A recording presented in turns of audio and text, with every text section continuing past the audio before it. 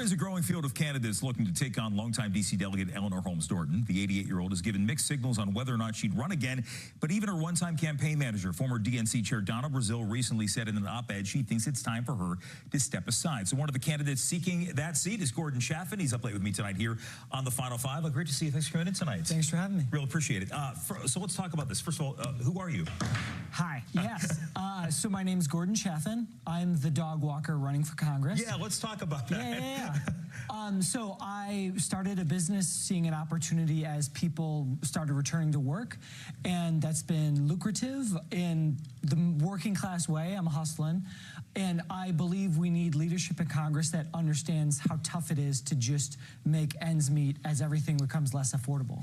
And that is something, obviously, it's a unique position because, as we well know, it is non-voting depending on who seems to be in power right now. The GOP is in. The current delegate, Delegate Norton, does not necessarily have the power she's had in the past. There's a lot of things that the delegate, though, can advocate for. And obviously, it all depends on who controls Congress come the next term.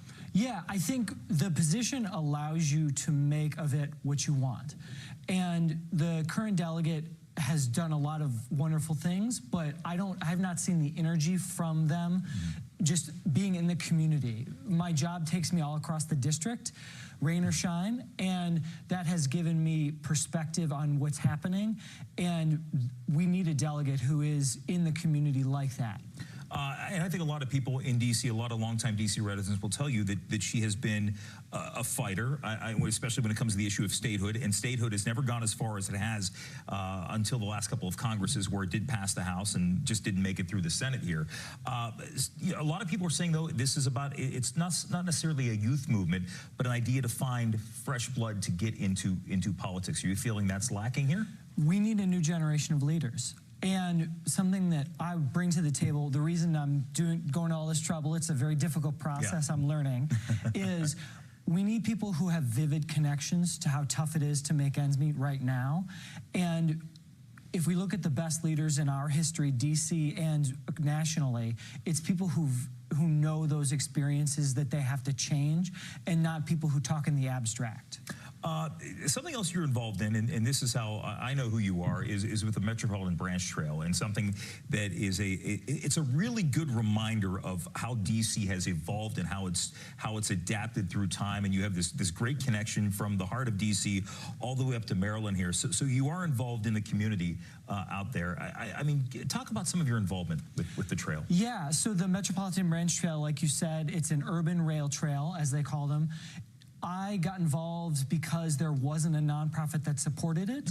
Most of these places have nonprofits, and it's started with providing water and other things like trash in areas between the permanent stuff, the permanent developments. And our advocacy goal has been, and we keep pushing toward it, is for DC to install permanent stuff. When they built it, they thought of bike commuters like me. With the people we see use it now are families who need to take 2 hours, change a diaper, and the infrastructure is just not there. Okay, so we're talking about a lot of that, but I think the big issue confronting D.C. right now has been what we've seen play out over the summer. A lot of people said D.C. is if you look at the crime stats from police, things are safe. The president certainly didn't think so. Deployed the National Guard. There are still many National Guard members serving in D.C. right now to bolster whatever efforts are underway here. Has the current delegate, are you concerned? I've seen a lot of statements, haven't seen a lot of speeches, a lot of activity against that. Or do you think what we've seen right now has been a positive development for D.C. residents? I think what we're seeing now is a takeover. It's sabotage. It's not an assistance effort. And the current delegate, I think, has done things that I could see that were a little positive, but again, like I said, we need somebody who's in the community listening and watching what's happening. People taken without officers identifying themselves. And we need people who have the energy to be in the community direct response like that? Obviously, this is a long way off. We still have primaries not till next summer, right? Right. And then obviously there's a lot to happen between now and then. For people who want to get more information about you, I know you're kicking off the campaign. What's the website? GordonChaffin.com. Yep. The primary will be June 16th, but obviously there's a lot of listening between now and then. Well, that's the most important thing about running for office, regardless of where people stand, is knowing what the concerns are of the community. Gordon, great to see you. We appreciate you coming in tonight. Good luck with everything. Absolutely. We'll be in touch. Final Five is back right after this.